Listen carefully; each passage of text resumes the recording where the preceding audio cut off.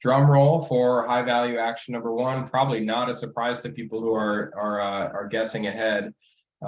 Condition management programs.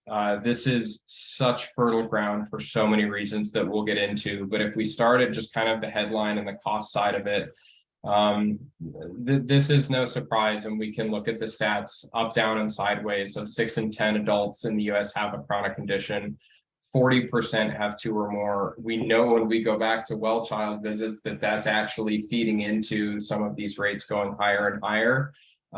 No secret here. This is where we have the biggest cost opportunity in terms of med adherence, in terms of lifestyle, in terms of general attention to one's state of health.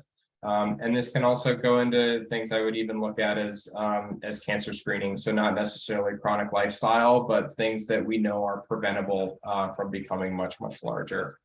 So the STAR and HEDIS measures around this, and a little small to see here, but if we, pick your high cost condition, and if that's musculoskeletal issues, if that's diabetes, if that's hypertension, all of these are going to have specific measures that if we write correspondence and say, let's focus on getting involved in, this diabetes management program, we can absolutely go to bat for. It's going to influence these STAR measures, which is going to influence our bottom line.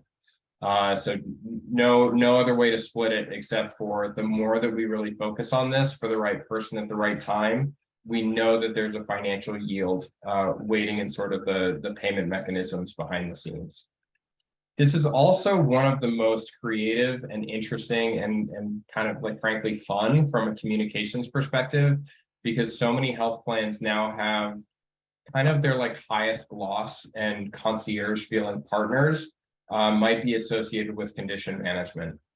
So maybe there's a really interesting startup that you're working with that has an incredibly high user satisfaction score, or maybe it's something that you developed in-house and you just have great connectivity between people living with those conditions and participation in this program, but it can kind of be your place to feel like a concierge service.